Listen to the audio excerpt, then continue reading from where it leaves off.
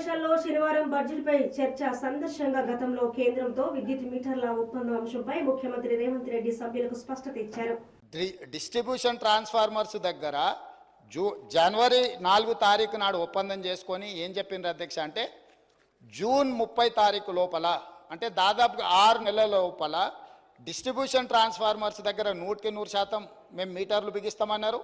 అదేవిధంగా 500 యూనిట్లు కానీ 200 యూనిట్లు వాడుకునే వాళ్లకు 31 డిసెంబర్ 2018 అదేవిధంగా 31 డిసెంబర్ 2019 అంటే 100% గృహ వినియోగదారులకు అదేవిధంగా వ్యవసాయ డిస్ట్రిబ్యూషన్స్ ఉన్న దగ్గర మేము మీటర్లు పెడతామని ఒప్పందాలు చేసి సంతకాలు చేశారు అధ్యక్ష.